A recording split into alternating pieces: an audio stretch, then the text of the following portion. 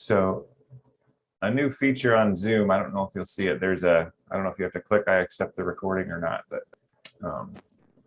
just wanted to highlight that in case that's somebody's way. If not, don't worry about it. No. Okay. Well, yeah. Setting. I might have my settings. I try to set my settings pretty liberal. Cool. So. Yeah. Well, let me quick intro. Neil, great to be back with you. I know I continue to be challenged and had multiple conversations following 4 stages of movement that we drew out. You drew out for us, and we walked through, I don't know now, a while ago, but at that time we talked about another module called Models of Church that I just, even when you first told me barely a little bit about it, I was intrigued. I thought it would be helpful. So would love for you to walk us through that, and excited what we can learn. Great to be with you, Feeney, and friends. And yeah, we do a teaching module. I love to use simple pictures most of the time when I teach, and I'll talk through that for the podcast. If you have the video and want to watch the video on his website, you can see us pictures we draw. And if I like to start this session by saying, close your eyes and imagine church, your church, and just to see that church in your mind.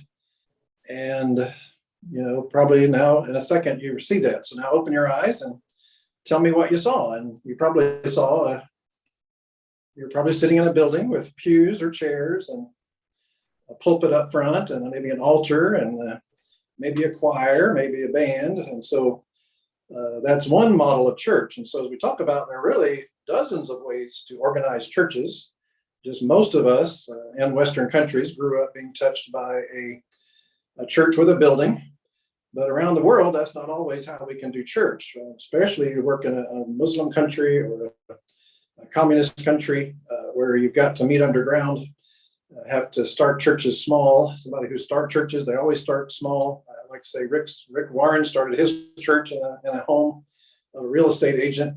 So sometimes churches, even though they might become bigger later and build a building, they don't always start that way. So as we talk about church planting missions and multiplying churches, what would those churches look like? Because some models of doing church and being church will multiply easier than other models. And so we'll just quickly talk through. I usually draw about 7 models of church. And often when I'm talking to groups, I start with kind of a half of a picture drawn, and we finish that up. And like the first picture is just a kind of simple building structure. Just build a kind of a stick house, and I put some circles inside of that, along with some pews, kind of lines for pews, and I put a pulpit up front with a pastor. And on the top of the building, I put a cross. And I asked the crowd, what kind of church is this? And just somebody will say this is kind of a traditional or an institutional church. Sometimes in NPL and DMM circles, we'll call it attractional church. And I always ask of each model, what's the goal? Well, all the models, they want to disciple people well. They want to reach lost people. So I draw some stick figure people. And if somebody wants to become a Christian in this model, usually they are invited to come to the church and sit in a Bible study or sit in the pew, listen to the pastor, and hopefully meet some of the Christians, and hopefully they'll come to Christ and become a good church member. We hope they join a Sunday school class and come to worship and sermon. And over some months and years, they're going to grow deeply in Christ. And we always ask what's the goal of each model too, and over 10 years, and usually it would be to be a bigger church, right? Maybe we'll get big enough to build a bigger building. So I draw a bigger building over a different color over the first building. And that represents, that growth of the institutional church, a very big cross on the top. And of each model, I ask, how much would this model cost?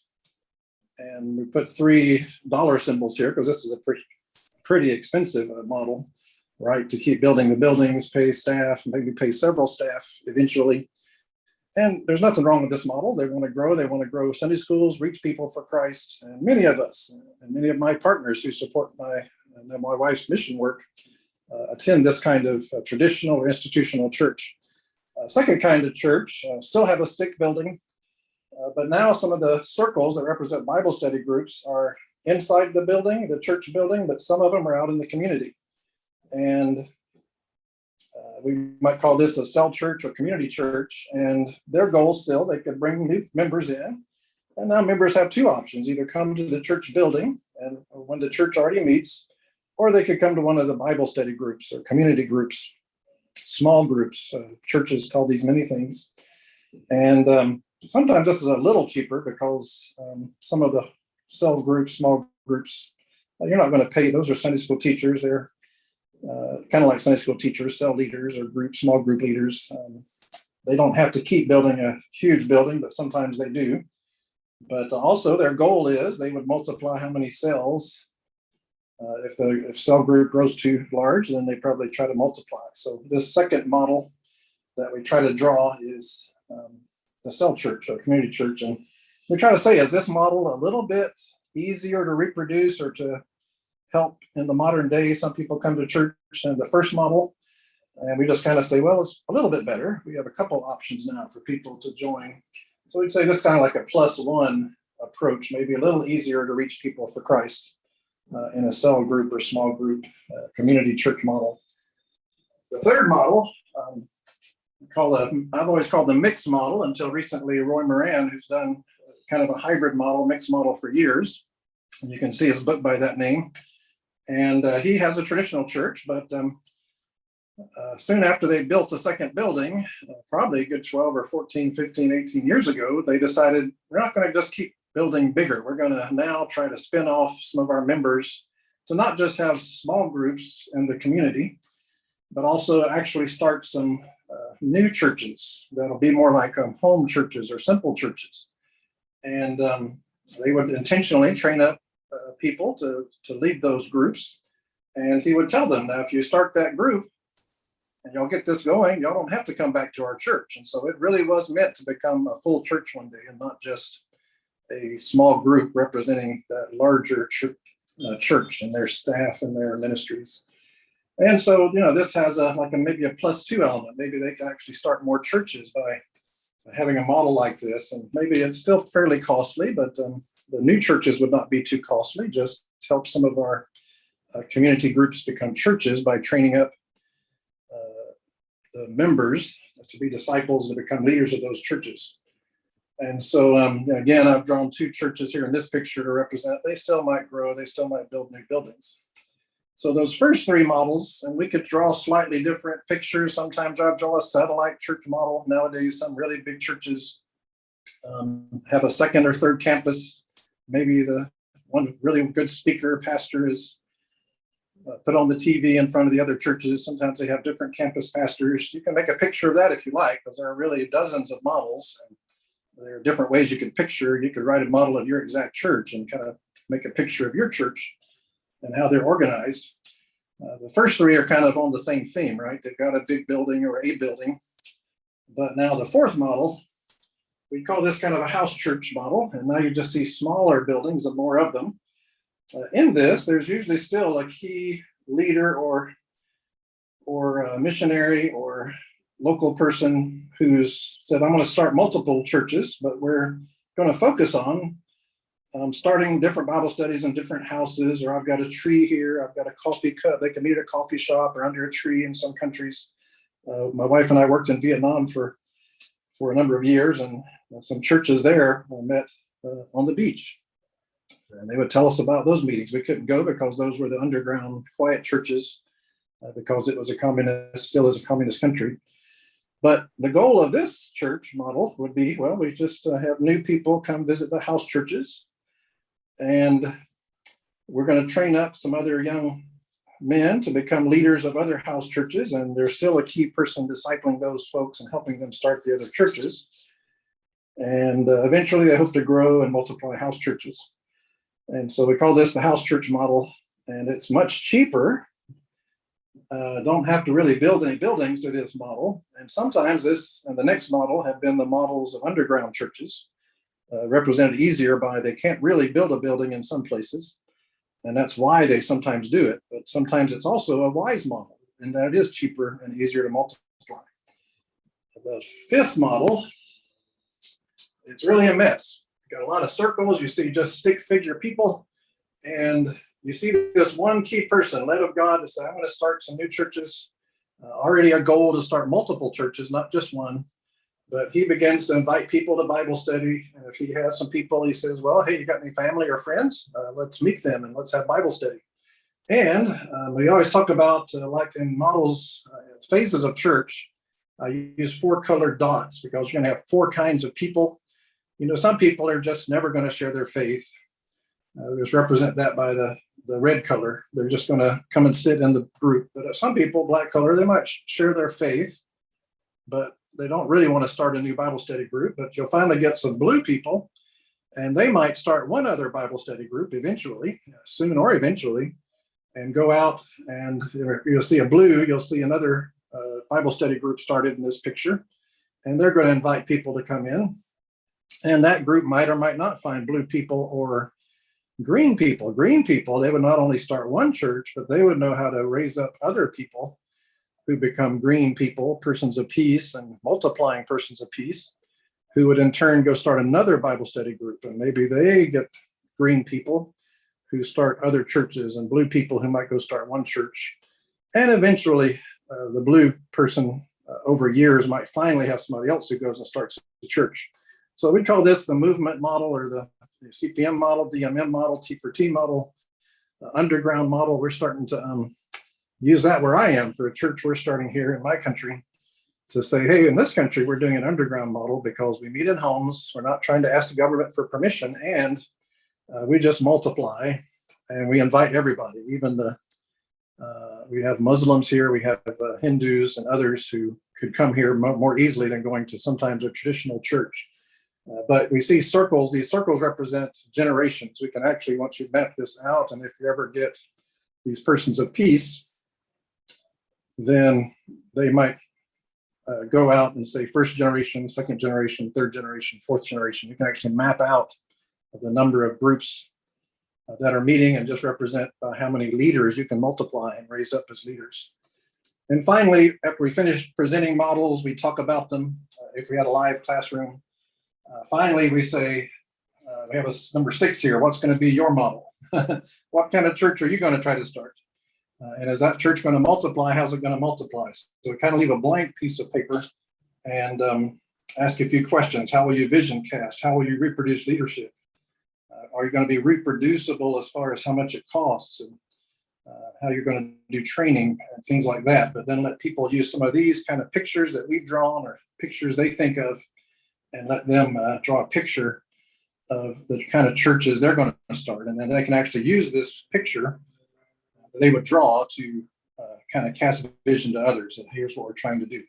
So that's kind of a run through of the lesson, kind of the idea of church models. Or we can come back here and be able to put it down, and just Feeney, ask any questions you think you or your listeners would want to ask at this point. Yeah, man, thank you so much. That's really, really helpful. I'll speak to, because you sent me the articles beforehand, which we'll link to, just an article with the same content, but it's always just another way to engage it is how you did it. So it was helpful to me. One question, I just penciled a couple of questions down as you were talking.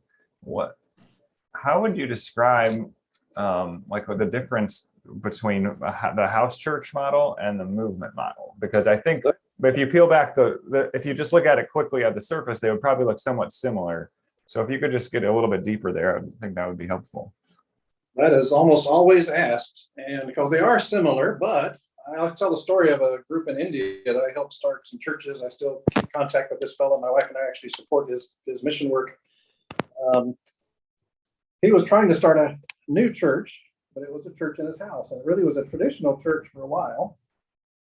This was in India. We lived there 2002 through 9. And my friend he came to a training, movement training, and began to catch this vision. And he said, come to our church and help me start training up young men in my church. How could we do something different and multiply? So over several years, we attended the church and helped him multiply. And what he went was from one church in a house that was really traditional church in a house to about 4 to 5 churches in different homes, training up, discipling some of his young men to start those groups. And my wife and I, my family, my 3 girls would go to some of those groups and attend sometimes so they could have a number, more people there, and for us to worship too. But the key difference is often this young man, a really great man, he wanted to pre-train his leaders. He'd do a lot of training of them before they became house church leaders. So there was still a lot of train before you do, and then we'll go start a Bible study. They've been Christians a long time. And so in this there's still a pre-training model, whereas in the movement model, we are really, even from the first few weeks, we could take some blue person or green person and say, and we're challenging everybody, hey, if any of you have a family member or friends, they can't come to our Bible study group, but hey, I would help you start a new Bible study group with your family and friends. They might not be Christians yet, they might be Christians, but we're going to go with them and help mentor them, help start another Bible study group. And that's where eventually you're going to raise them up on the job training. You're going to help them grow as they lead and help them take small steps. You're there to mentor them for up to, for years to come if need be, but slowly you'll be able to step back and maybe help some of your other people start churches. And sometimes you'd attend those groups for a long time. Sometimes that member might attend this Bible study, and that's where he learns what to model and do. It's more the T for T model. He'd come to one church, he'd go lead another one, and eventually this can become church as they begin to do all the activities of church. So really, it's a matter of how fast do you release your people to do the church, start the new Bible studies that might become churches. But, don't think it's a church from the start. It's going to take some time, but we really try to start those Bible studies quickly that could multiply. And that's where we talk about the pace of a movement, that we can be much faster growing if you can get that kind of dynamic happening to get people to start leading before they're fully trained, but help them on the job. Oh, that's great. And would it be correct to say a difference then between what you described and the cell model is, in the cell model, you're normally not, at least what I would think of as a model, you're not really actually asking them to become church ever, but in what you just described, you're starting it potentially as a Bible study, a home group, but the arrow's pointed towards a church. Like, we want to see this group formed to be a church, even if it takes a year, but that's where we're aiming. Right. Yeah. Great. And that group, those churches, we call them small group leaders or cell group leaders. And we always ask at each model, how many central or how many senior pastors are there? And any of the first 3 models, we'd say there's one senior pastor. And he's really sometimes guiding the whole thing about what all the cells are going to study and how they're going to operate. Whereas when you get to the house church and the movement model, you're going to train those people up to be leaders on their own. We're going to really live with that priesthood of all believers from the 1 Peter 2:9, the royal priesthood. We're trying to help all these church members take small leadership roles and become those leaders sooner, faster. And usually we see them growing faster and deeper in their discipleship if they start to accept responsibilities. Mm-hmm. Yeah, that's great. And the other thing, I'm just wrestling with this, so I don't even know how to ask it as a good question. You even opened talking about kind of when you have to, you're not able to meet in a big building due to the context of an oppressive country, for example. How does that balance with what we saw with the cost of different models, or maybe even for the sake of reaching lostness, because we could probably, especially as traditional churches last longer, their members engaging the lost drops. I'm just struggling. Where do we say, even when we're fully able to build as big a building as we want, how do we go? But for the sake of the lost, maybe we should look at other models. I'm not even sure how to ask that question, but that just came to mind as you were talking there. Good. I'm going to go 2 places with what you just asked. And one of them is, as we said in the 5 phases of church, every phase, whether you're institutional or not, still needs to be starting new churches. And you got to decide, I could maybe use a different model of church within a traditional Christian country. Got a lot of Christians, got a lot of churches, but there might be reasons, like I live in a country that does have some churches, but they're mainly Indian background or Chinese background Christians. that live in this country. And so they can have their churches, but the Muslims can't. And so it's much better for us, if we're going to ever invite Muslims in, we need to have an underground kind of off the radar church to invite the Muslims. And so it could be that, yeah, you could start a church like that. But here's my second place to take your question. A person can only do one model at a time. And I see a lot of missionaries trying to live in the traditional world and try to start new churches of a different model, but they don't really have the energy and the spiritual passion to really engage the different churches well. And so I really appeal to any missionary trying to start churches, live out that church, be that church that you're trying to start. And because sometimes for family reasons or for the kids, we'll see missionaries still going to a traditional church and sending their kids to a Sunday school class, but then their family and kids aren't involved in the new kind of church model.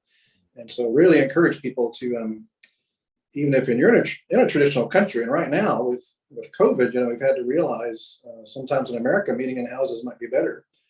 We have a church in our country here we're planting, and then we've just been able to divide into two groups. A third group has joined us as far as the network or community of churches goes. And we were having 28 people. Well, we couldn't meet in one house easily anymore. So we needed to multiply. And so blessedly, we're praising the Lord. We got to divide into two groups. And after we multiplied, we already had 3 more families visit, because now our houses have room for more people to visit. Whereas before we were just packed out and maybe we didn't feel the freedom to invite other people. So each model comes with a commitment. You've got to really know what you're trying to do, and then give some of that passion to it. So be careful you give your heart and life to one model at a time. Oh, that's good, man. That was speaking to me pretty directly. So appreciate that. That's good. The testimony of trying to live in multiple models at once, failing forward at that. I could give a good testimony on that.